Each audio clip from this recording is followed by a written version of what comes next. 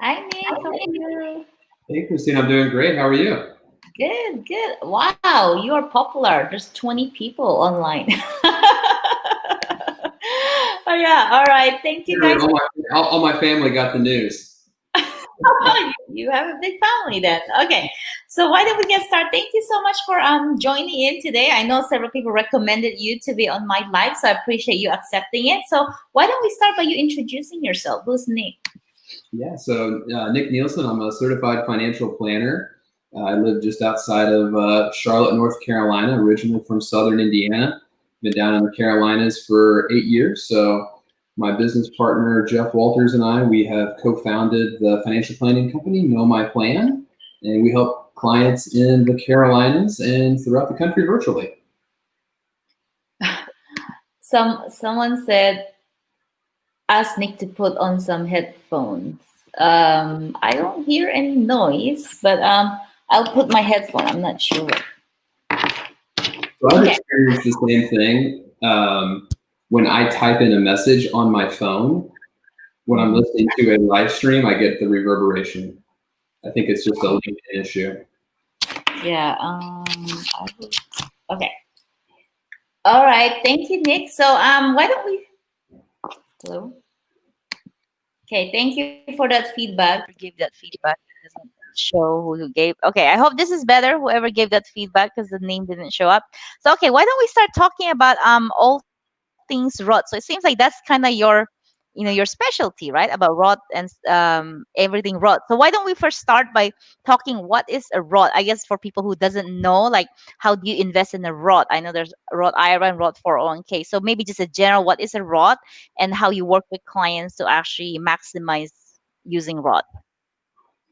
Yeah, that's great. So two main types of retirement vehicles are either going to be tax deferred or they're going to be tax free or after tax investments. So with a traditional 401k or traditional IRA, you're putting money in and you're getting a tax deduction for that. So if you make $200,000 and you contribute 10, your taxable income is going to be 190, and those dollars are going to grow tax deferred. But when you go to withdraw that money in retirement, it's going to be taxed as ordinary income.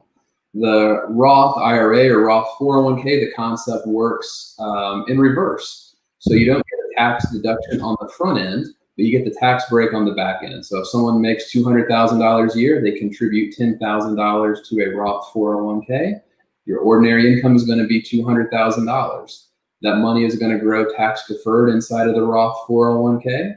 When you go to take distributions in retirement, though, you're going to take those distributions tax free. So it's kind of the concept, do you want to pay tax on the seed or do you want to pay tax on the harvest? Okay. So when how do you determine for clients like which one's best for them? Because like if they're in a high, like your clients are high earners, right? Don't you want them to save on taxes? So if they do pre-tax, then it's all that will lower their taxable income by $18,000 if they maximize it. So don't when how do you determine which one's best for them? Because it seems like you're more into Rod. So why don't you tell me how do you strategize between which one to put more of their money on? Yeah, so I think there's two different things. There is the true math concept, which is just using financial planning software to kind of show what would be better for most people. In general, I would say the younger the person, the more advantageous it is to do the Roth because you have time on your side. But Mm-hmm. for me, the biggest determining factor, and I think the largest financial planning variable that is the most unpredictable would be future tax rates. So when we make financial plans for our clients, we're planning 30, 40, 50 years down the road. And I would much rather pay tax today at whatever tax rate I'm in because I don't want to form a long-term profit sharing plan or partnership with the IRS because Mm-hmm. I would rather make that decision that I'm going to pay 25 or 28 or 32% today and have that money where I don't have a partnership with the IRS. And I know that if I follow the rules in retirement, I'll be able to take that money out tax free. Mm-hmm. Okay. So what are the rules with a Roth? Like you said, you have access to the capital anytime you want to. Is there a minimum with a Roth IRA versus a Roth 401k where you can just get, if you ever need money, I don't know, for a house or whatever emergency, like what is the time frame, minimum time frame you have it open for an IRA or 401k where you can just, borrow, well, I don't know about borrow, or you can just take the money out, especially if it's just a capital. Yeah, so a lot of the things I talk about are in acronyms. I'll blame my parents for that. They were both teachers, and it's kind of how they taught me. And I did a lot of memory work growing up, and acronyms are how I learned. So I use the acronym TAG, TAG. Mm-hmm. I always say before you invest in anything, you need to ask yourself, does it pass the TAG test? So number one, am I putting my dollars in something that's tax efficient? Number two, to your question, do I have access to my money? And three, the G, do I have growth opportunity for my money?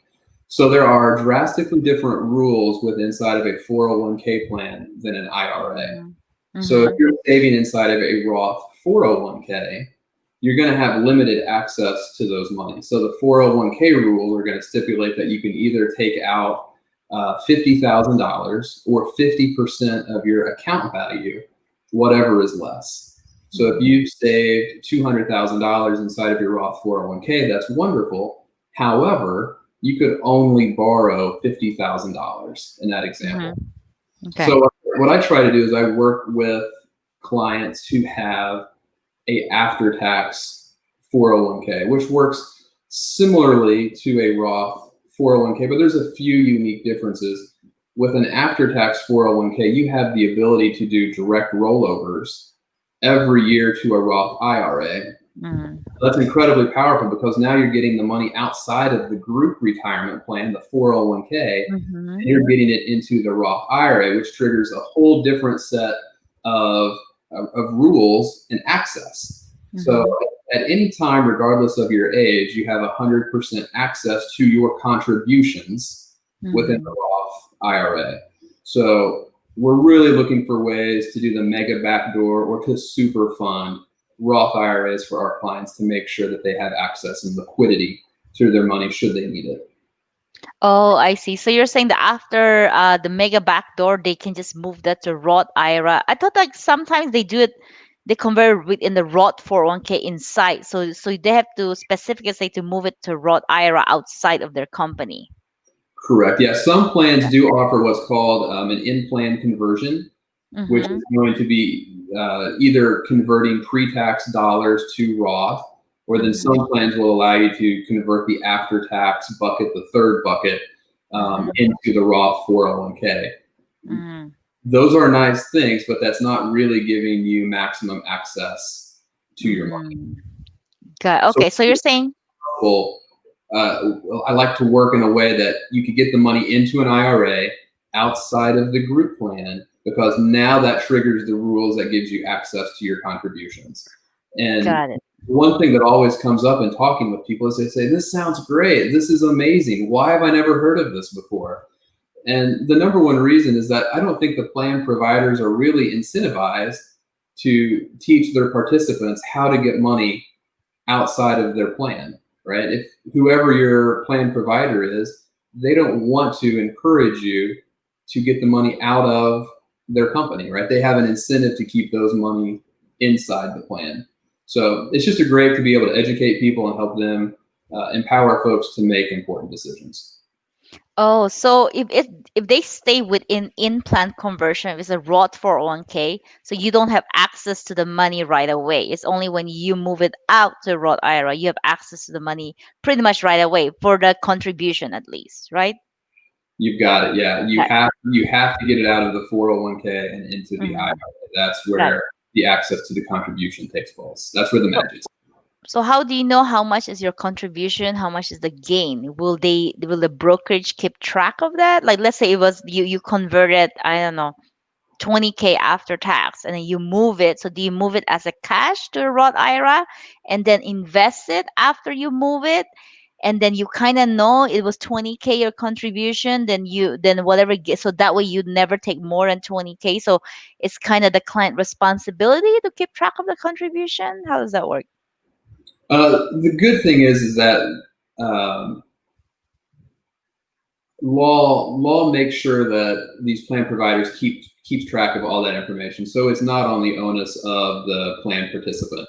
So whenever you do one of these direct rollovers, you're going to get your tax reporting forms that show exactly what your after-tax contribution was, what the total amount of the check was. So all of those things are really clearly laid out. Now, I think it's still in the client's best interest, or hopefully they're working with a financial planner who is going to keep track of things over time, because it is important that you keep track of your basis over time. You don't want to lose that. But any really good financial planner should be helping the clients with that as they continue to do these direct rollovers over time. So hopefully it's not a one-time process. Hopefully people are doing this, every year while they're working. Got it. Okay, so Darren asks, any way to not pay taxes on retirement funds? I feel like my 401k isn't performing as well as it should to prepare me for the future. Well, I mean, technically there is a way. Currently the standard deduction is $24,800. If the only income that you had, in retirement is taking money out of a 401k or a pre-tax traditional IRA, you could take out up to the standard deduction of $24,800. If you had no other earned income, you got a tax-free distribution from your 401k. So there are ways. Okay. And yeah, okay. Just go to a financial advisor. That's the best thing. Okay. Prepare, right? Yeah. Okay, thank you, Darren, for that question. Let's see if there's any more question. Okay. So I know let's talk more about like what type of clients you normally help. And then like, I mean, how is your financial planning process normally like? So I'm just curious, like, like from the start, like from them coming to reach out to you, like, what are typically the type of issues you deal with? So we're primarily working with high earners. Most of our clients have not yet retired. So we're doing, traditional financial planning. We're looking at their entire financial picture. So that first meeting, we go through our process. We call it Diem, like Carpe Diem, seize the day, which is just the discovery process, understanding, where someone is at, where they want to go. We're going to come up with some ideas, how we get you from point A to point B in the most efficient way. And we know many people who've paid thousands of dollars for leather-bound books that have many great financial planning ideas in them. They don't mean a whole lot unless they get executed. So the E is for execute. We do the hand-holding with our clients to make sure they actually implement those lists of recommendations. And then the M, that's for the ongoing monitor or the ongoing relationship with the client, because we know that we're going to go back through that discovery many times over the course of the relationship as we have job changes or a birth of a new child or a child gets married. So it's going to continue that circle of discovery, ideas, execute, and monitor, hopefully for a very long time together. So our financial planning process, we think there's really 3 barbarians that are coming to attack our client's financial picture or their castle. We think of those barbarians as taxes, and there's things that we can do today to help prepare for taxes, right? That's why we talk about all things Roth and make sure we have tax efficient investment vehicles. We don't have all of our eggs in one basket. We talk maybe a lot more about asset location than asset allocation. The second barbarian of healthcare, we love HSAs. We try to help people enroll in HSA if that's at all possible. But then we also want to make sure that people are protected against kind of the ifs in life, and we make sure that they have appropriate amounts of disability insurance or long-term care or life insurance. And the final barbarian is our own behavior, and that generally starts with a statement, I just heard in the news, ... And a lot of times our job as financial planners is to keep clients, from making the big mistake or trying to do the whipsaw move. I want to put all my money in stocks, or I need to have 100% of my money in cash, or I want to put all my money in gold, or whatever the case might be. Those sort of extreme swings in behavior that generally don't work out too well. History is our guide. Good. Okay. Tung asked a question. How do you find clients with 401ks that have after-tax contribution option? Yeah, so it's basically at this point it's 15 years of talking with clients and getting to understand what their plans allow. So at this point, we have a pretty thorough list of companies that have this after-tax contribution option, and I'm just trying to connect with folks that work at those companies and get introductions to, from existing clients who work at one of those companies. Mm-hmm. Okay, and then there's only people don't know, so I think a good place to start is call your plan provider and say, hey, by the way, do I have an after-tax contribution option? Yeah. Or a lot of people are surprised to find out that Yeah, not all company has that. Like I remember when I was working at Wells Fargo, we had a Roth 401k. We also have an after tax, I think, as well. And then when I was at Visa, they didn't have a Roth 401k, but they have an after tax contribution. So I think it just really depends on your provider. So as far as like what are the typical companies that have offered this mega backdoor after tax contribution? Are they typically the huge companies? it varies greatly, to be honest with you. There are some general rules of thumb. Most tech companies are going to have the after tax. Most financial service companies are not. What I will say is that more and more companies every year are adding it. 10 years ago, it seemed like about 5% of the companies had after tax, and more companies are adding it every year. And if your company doesn't offer it, I would 100% reach out to your HR representatives and ask, hey, I heard about this incredibly power after tax contribution option. Why don't we have that as part of our plan? And I think that's how a lot of these companies are adding it right now. Yep. Okay. So tell us, I know you were mentioning a little bit about disability, and then so when do you normally recommend that to clients disability? I mean, and do you recommend it to pay disability separately, and then when is it appropriate fit for someone? So I think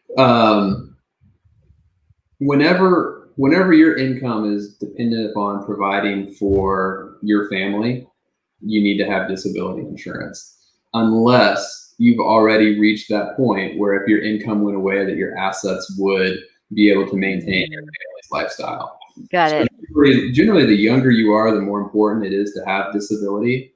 And I think there's a big misnomer with, I only need disability insurance if I'm in a major car wreck and, heaven forbid, I become paralyzed or something like that. But the most frequent disability claims could be back injuries or just musculoskeletal type of issues, or even cancer. So, I mean, there's a much higher probability that you would have a disability insurance claim than there is that you would die prior to life expectancy, or prior to retirement for sure.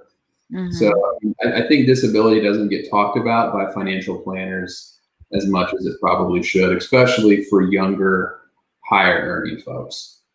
Got it. Yeah, it's interesting. I guess like when you said that, I guess, yeah, when they're younger, then I think it makes sense to the disability because they don't have built enough wealth, right? So I guess when they're Right. older, if they did the right thing, they have a good financial planner and they build that wealth, so they might not need the disability insurance later on, right? Because if something Right. happens to them, they have something to fall back to. So I love that. I love how you phrase that because there are when it comes to life insurance as well, like when I've interviewed a couple of advisors on my live stream. Like life insurance might make sense in the beginning, term life, because it seems like there are people who are against whole life and not, and then term life versus whole life. So the philosophy of those advisors who's not into whole life is like you have the term life for a while, even though it's 30 years, because then after the 30 years, you might have enough already assets and wealth that probably don't need that life insurance anymore later on, versus people who need the whole life or trying to sell the whole life. They're saying it's permanent, but not, you don't necessarily need that, and that's why they're pro term life and invest the rest. So what's your take on that one regarding insurance? Well, thank you for that question. I love that.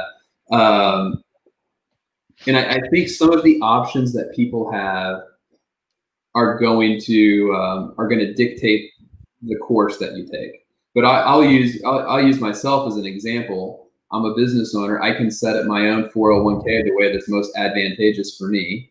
So at 38 years old, I could get up to $58,000 into a Roth every single year. I have a $3 million 20-year term policy. So the way that I look at it is from the day that I took out that policy, it's like starting a marathon. I have 20 years to accumulate $3 million. Yep. And as soon as I have accumulated that $3 million, going through my life insurance needs analysis, I just didn't randomly pick that number. There was an analysis I did to get to that number. But as soon as I have accumulated $3 million in liquid assets that are accessible, then I no longer need life insurance. I might want life insurance, but because I have the ability to super fund a Roth IRA, I'm going to put the minimum amount of my money at risk in life insurance to protect that major catastrophe early on. And I'm going to do my best to self-fund because I have more efficient cash value accumulation options than life insurance. Yeah, I love it. I'm gonna cut a snippet of this to share on social media because I just love it. I know I'm also under the, I'm not trying to say negatively about people saying whole life, but then I'm also under the bucket term life and investor rest, because then, like you said, that will give you time to build your wealth and buy time later on. Because then I do feel whole life insurance salesman, they're just selling you because it's such a high commission, and then they're trying to say, okay, it's a permanent thing, but really you don't need all that permanent, right? So okay, so why don't we talk about LinkedIn? I mean, you're obviously very popular on LinkedIn now. So how did you get started, and then what have you been doing? And then, like, it seems like you have been getting clients on LinkedIn, and I know some advisors are not getting the clients. So what have you done? Like, walk us through, like, how did you get started with LinkedIn, and what have you been doing since then? Yeah, so it's kind of an embarrassing story. I was trying to write content for a blog on my website. And my mom's a creative writing teacher. She's retired, and everything I read said you had to have these 1,800 to 2,400 word documents, blogs, before you publish them to help for SEO purposes. So I would write and I would send it to my mom, and she would read it. She would say, "This is so terrible. This is so boring. Make it shorter." And so I'd rewrite it and I'd send it back to her, and she's like, "Nick, this is just really bad. Make it shorter."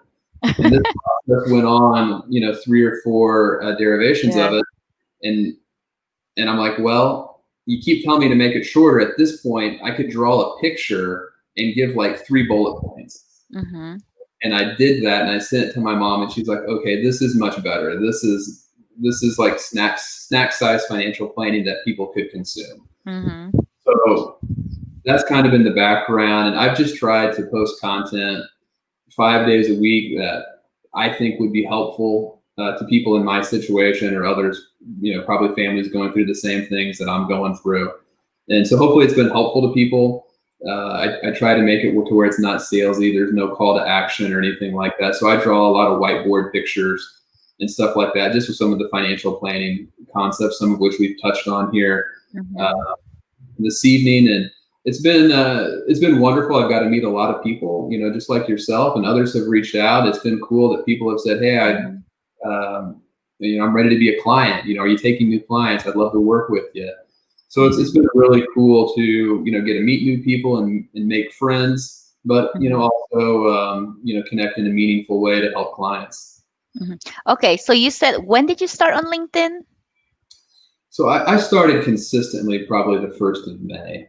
So I've been consistently for 6 months, where I'm posting 5 days a week. Okay. So what did you do? Because I know, like, LinkedIn's a big part. That's how we met. And then so May 2020. So what did you start? Did you start engaging, or you just start posting, and then, like, people just come to you? Like, how did you do it when you became officially active on LinkedIn?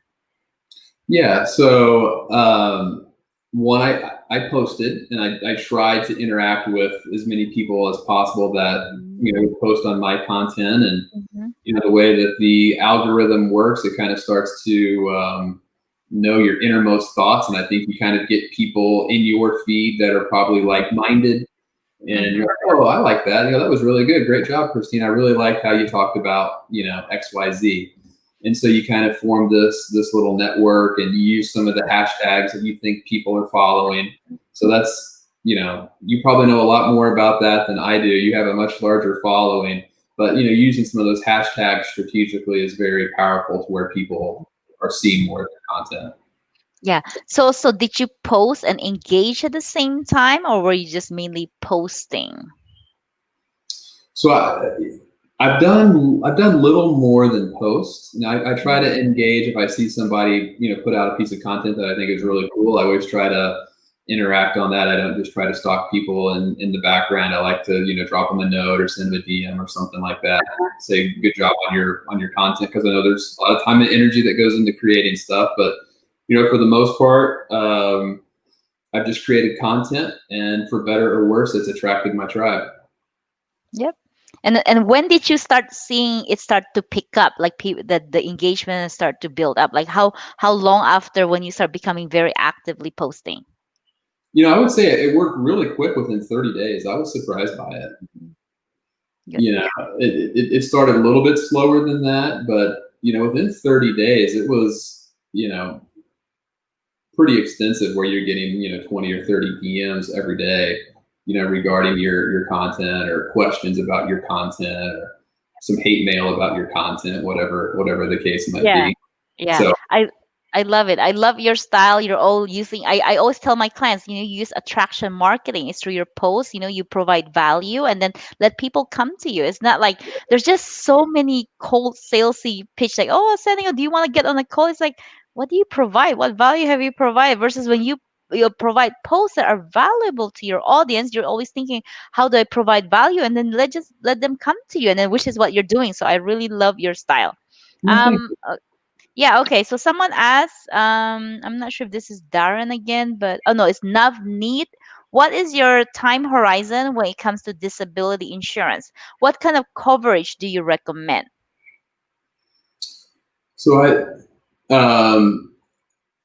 you definitely want own occupation, as opposed to any occupation. I think that's where some of the snafus can happen in disability insurance. I do partner with Lori Capose Design. Shout out to Lori if she's listening on our insurance business, because she is more of an expert in all things life and disability. A man must know his limitations.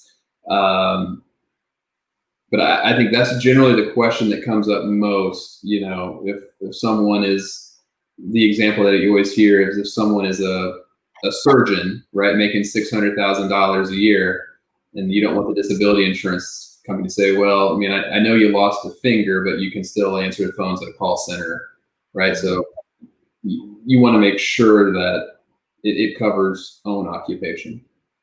Yep. Okay, so Jonathan asks, who is your finance superhero? Who do you admire the most in the profession?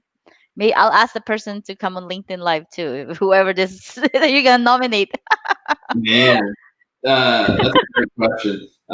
Jonathan Bender has written a great book, What the Wealth. It's a great book. But my finance superhero, I think, is my parents. You know, teachers, retired. Mhm. Yeah. They have never had a mortgage payment in their entire life, which I think is fascinating. So they are people who, saved first. They were pleasure delayers. I mean, Mhm. there's so many great people in this profession.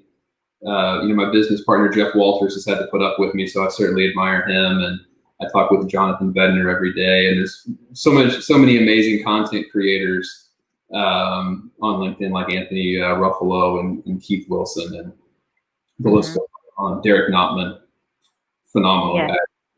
Yep, yep, awesome. I know those people. Yeah, and then my finance superhero was actually my aunt as well. So she, you know, they're the type they don't make a lot of money. It's like she Mhm. was an accountant. She didn't make a lot of money. She was probably making the same amount of money for 20 years, but she's very responsible. They're frugal, and then but then she's also very generous to the family. So you kind of just saw it's like, wow, you don't need to have a lot of money. It's really just your lifestyle and how smart you are with it. And then she wasn't cheap either. She wisely spent her money on things that matter. And then so it's around the values and what makes them happy, and she's living a good life right now. So yeah, so this is good. And then I'm our family can be our superhero as well. Okay. Absolutely. Yeah. Awesome. This is so good. Nick, thank you so much for sharing. So how can people find you? Like, obviously LinkedIn, but where else are you? Yeah. So our website is knowmyplan.com. That's all of our blogs get posted there. We have some videos. That's probably the easiest way. You can email me, Nic, Nic at knowmyplan.com. Yeah, and then I'm tagging you right now on the LinkedIn Live so people can just message you right after. And then I'll be for those that doesn't know that I do have a podcast called Life and Money with Christine Tay. So that's on iTunes, and I'll be converting this to an I podcast episode. And then I'll probably cut a snippet of the whole life insurance because I like that, and the LinkedIn part. So thank you so much. Yeah. Do you have any last words, Nick, to share to your audience? No, Oh, to say, Christine, thank you so much for having me. It was a pleasure to be on with you, and uh, I would say I think the Roth revolution is happening. mhm. So I think don't delay, don't get caught up in the sugary tax break of putting all your money into the pre-tax Yeah. 401k. Take a hard look and see if Roth is right for you. So, Jonathan has one more question. What are you all biggest regrets? Yeah, so I'll tell you mine's an easy one. When I was in right out of college, I saved $8,000, and I was working in a bank channel at this point, and one of my friends was the local financial advisor for the bank, and I said, Travis, what should I do with this $8,000? That was the time when Roth IRA limits were $4,000 per year, so it was probably in February what I could have done 4,000 for the previous year, 4,000 for the current year. So I would buy 100 shares of Google at $80. Mm-hmm. I was like, oh, Yeah. Google's too expensive at $80. So Mm-hmm. in hindsight, it was terrible. I put it in a really poor, high expense mutual fund because I was, 22 years old and didn't know better. But that was my Yeah. first Roth regret. Yeah. So mine was I actually wrote an article. Mine was actually that was my biggest financial mistake. So I short sell a property on the Bay Area. Bay Area, when the market tanked. So I think I bought it for like $400,000. It was a two bedroom condominium, and then when it tanked, I was that was way before I became a financial coach. It tanked, and I didn't have anybody to talk to. Like the realtor was just interested in short selling my property, and then there wasn't much access to financial advisors. I didn't know who to reach out to talk to, so I mistakenly short sale it. It was short sale 125K. So had I known, like now, of course, it's already it already recovered, right? And then I could have rented it out. The mortgage would have been the same as that would have paid for it easily because it's Bay Area. So that was Right? my biggest regret. So Do that and then you and do I'm you sorry. follow that property on Zillow to see what the value Oh, of it I don't is? think I want. I don't think. I think outside and out of mind. I think that's probably better. Like, what's the point? I'll probably just get depressed or something like that. So it's That's better to good just let. behavior. Good job, Christine. And then I interviewed Dr. Brad Clones. Do you know him? Yeah. Uh, we have some mutual friends. I've never met him, but yeah, he's Oh, great. okay.